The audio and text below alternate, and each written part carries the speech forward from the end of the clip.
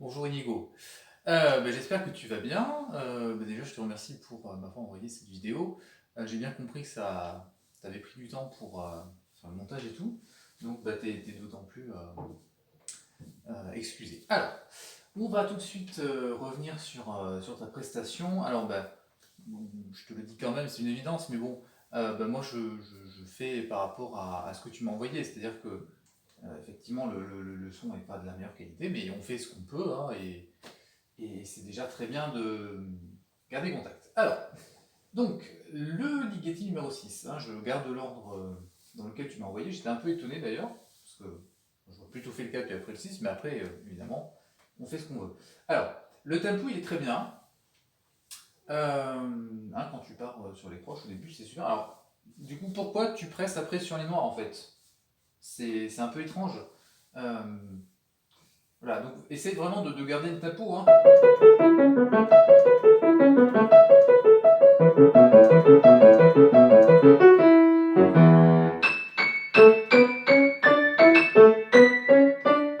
Voilà, je pense que si tu as la pulsation des croches, normalement tu gardes la même pour les noirs, ça ne doit pas être très compliqué. Hein.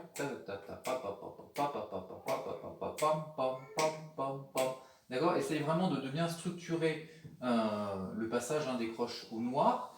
Et oublie pas que la main droite est fortissimo et la main gauche forte. Alors même si elle est en octave, à toi de gérer ça. Hein. Ne presse pas après.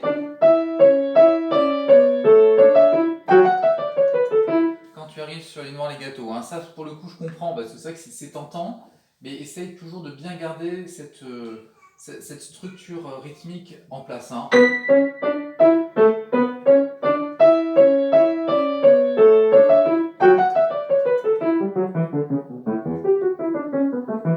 Alors, même si effectivement, je sais pas trop ce que ça donne au niveau des nuances, j'ai quand même l'impression que tu peux améliorer les nuances sur la descente entre la première mesure qui est donc sforzatissimo et la deuxième au moins qui est piano. Tu vois, je pense que là tu peux arriver à faire ça mieux. Et voilà, donc là on arrive déjà sur la deuxième partie qui commence bien. Hein. Alors attention, quand tu passes du fortissimo au pianissimo, 1, 2, 3, 4, qui est bien 4 temps, hein, enfin 4 noirs, ou 2 blanches, je ne sais pas quelle est ta pulsation, avant de partir sur le thème de la main droite, d'accord? Parce que là il manque un temps. Hein. Ça faisait 1, 2, 3. Et c'est sûr que c'est sur cette mesure, parce que là on entend bien le contraste entre le fortissimo et le pianissimo, et c'est vraiment à partir du pianissimo que je n'ai pu compter que 3 noirs. D'accord. Donc attention, moi ça me déstabilise vachement, parce que j'ai vraiment cette structure de pulsation, et s'il manque un temps, évidemment, je le ressens beaucoup. Donc voilà, attention de bien remettre ça en place. La nuance est bien ensuite, on est dans le piano, piano, petit crescendo, on finit au piano. Les accords sont pas mal, on revoit quand même ta main gauche, qu'elle s'accroche bien et en même temps qu'elle rebondisse, c'est toujours ce même principe technique sur des accords rapides. Et puis quand tu remettras tes mains ensemble, mets la pédale, on a une pédale à la noire, et puis il a bien précisé, donc avec pédale, avec un astérisque, changer la pédale sur chaque note, donc d'accord, voilà, ça va rendre les choses, je pense, plus simples. Ensuite, la descente est pas mal. Tu peux encore retravailler, je sais pas comment on l'avait fait, on avait dû le faire en aller-retour. Parce que sur les deux dernières notes à la main gauche, c'est pas ça. Sol, Fa dièse 1 et pas Fa dièse mi, comme tu le fais. Comme tu sautes à la main droite, tu sautes aussi à la main gauche. Donc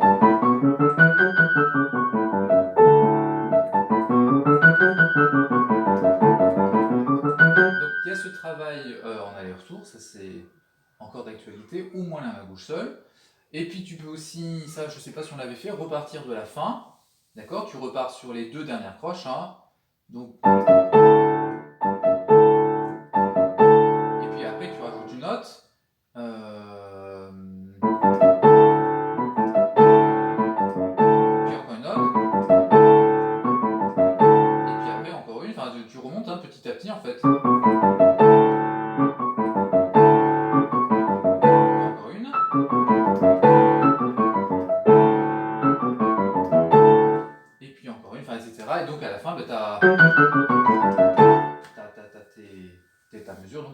reconstituer, mais en ayant la fin qui a été quand même beaucoup plus travaillée que le début, ce qui équilibrerait les choses. D'accord?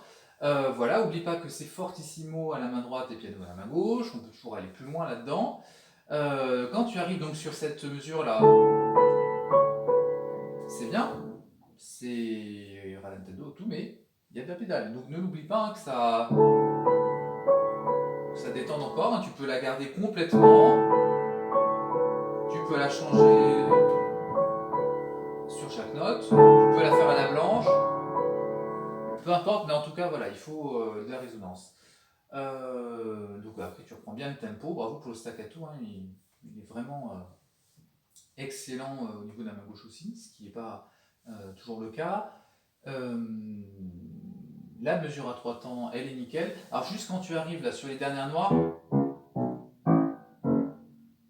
si tu regardes tout en haut, hein, parce qu'on regarde évidemment plutôt le bas, c'est marqué poco rallentando, donc tu peux tout à fait calmer les choses avant de terminer. Et oublie pas, attention, c'est à tempo hein, ton accord. Hein. Donc c'est pas pam pam comme tu le fais avec beaucoup de confort, c'est vraiment strident. Hein. D'accord? Voilà, donc des petites choses sur lesquelles tu peux aller plus loin. Ben voilà, je crois que je vous dis rien. Alors maintenant on arrive sur le numéro 4.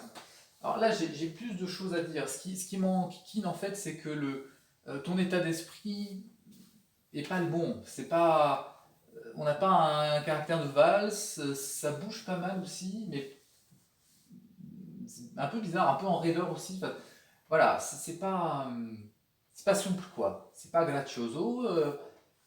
J'ai pas ce côté ordre varié avec une manivelle qui varie. Alors, partons déjà de l'esprit de la valse, hein, ou avec donc, une mesure à 3 temps assez rapide, mais pas trop non plus. Moi, je trouve ça vite hein, ce que tu fais, parce que du coup, le tempo est pas vraiment tenu, et pas parce que tu le veux, mais parce que tu subis un petit peu. Moi, c'est l'impression que ça me donne. Hein. Encore une fois, je fais avec la vidéo que tu m'as envoyée, et moi, ça me donne ça. Donc, je pense qu'il faut que tu repartes donc, de la valse avec un appui sur le premier temps, ça c'est hyper important. Un petit coup de pédale, oula, à chaque fois.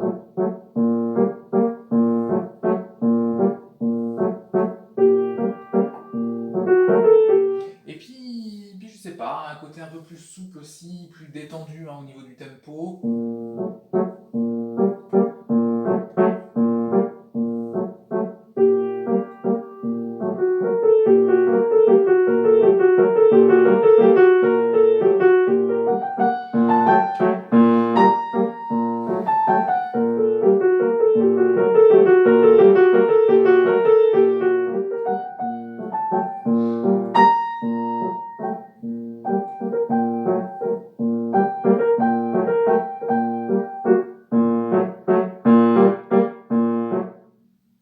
D'accord, sans non plus tomber dans le romantisme, qu'on est quand même côté un petit peu plus avenant quoi, dans ce que tu fais, c'est un peu raide quoi. Donc voilà, reconsidère bien le caractère, remets les ritenuto à leur place, hein, parce que c'est pas toujours le cas, c'est pas exactement au même endroit entre la première et la deuxième fois. Le premier, le crescendo se poursuit, le deuxième, il est suivi par un piano subito. Hein, toutes ces choses-là, il faut bien les faire, hein, parce que ça compte énormément, hein, sinon on a une répétition de 2 fois la même chose qui est vraiment pas intéressant. N'oublie pas qu'il y a aussi une reprise, hein, donc ça il faut la faire pour aller peut-être un peu plus loin la deuxième fois. Enfin, voilà, tu as tout un travail au niveau état d'esprit qui manque, et je pense que tu peux vraiment faire ça très bien parce que techniquement, t'as pas l'air d'avoir de soucis particuliers, hein, c'est juste un peu vite, je pense, et ça devrait se régler. Alors, ah oui, attends, je reviens une dernière fois sur la fin de la première phrase. Quand tu arrives là sur le à tempo, respire entre le sol blanche et le si bémol, parce qu'on a une respiration, on a un temps de silence, hein, faut vraiment que ça soit, que tu reprennes ton souffle là.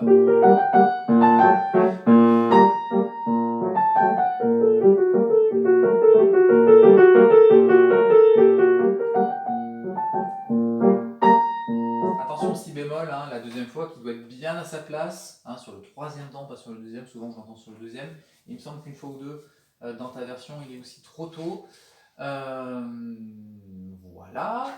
Alors, le passage de Bussiste, là, il est très bien. Il est détendu, il y a la pédale. Alors, tu repars bien. Pour moi, c'est toujours trop vite, mais bon, au moins, tu es cohérent, hein, le tempo est rapide tout le temps. Alors, par contre, moi, ce qui ne me va pas, c'est que la main droite fait des contrastes entre les mezzo piano et les fortissimo, mais pas la main gauche. Hein, parce que elle varie comme la main droite et essaye de la conserver. Je pense que ça aussi, en prenant un peu moins vite, tu pourras avoir un meilleur contrôle sur le son de la main gauche. Alors, ton émiole, il faut que tu fasses attention, hein, tu sais, c'est le passage à deux temps. 1, 2 et 3. Allez, d'accord. Une fois il est lâché, une fois il est tenu, hein, sol si bémol, là je passe de la tierce, et la troisième fois, il est lâché. Hein, on en a 3, 2 lâchés et celui du milieu tenu. Hein.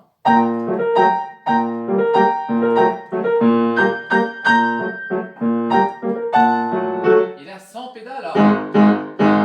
Quand tu fais ça, tu le fais sans pédale, hein, et donc ça, les sol dièse répondent au précédent, donc il faut que ça soit aussi sans pédale, sinon ça noie un petit peu les choses. Voilà, d'accord, il y a encore des petites choses à revoir dans la deuxième partie. Alors, que je relise, hein, parce que je t'ai fait des notes que je vais te scanner, hein, donc en même temps ça m'aide à me guider dans la vidéo. Je crois qu'on est bon, hein, en tout cas pour la deuxième partie. Donc le passage de transition là c'est bien.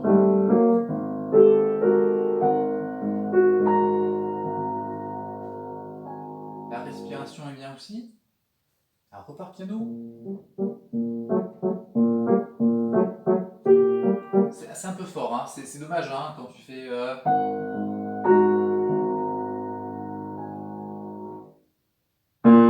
Ça casse tout, hein. Vraiment c'est dommage parce que tu as installé une belle ambiance.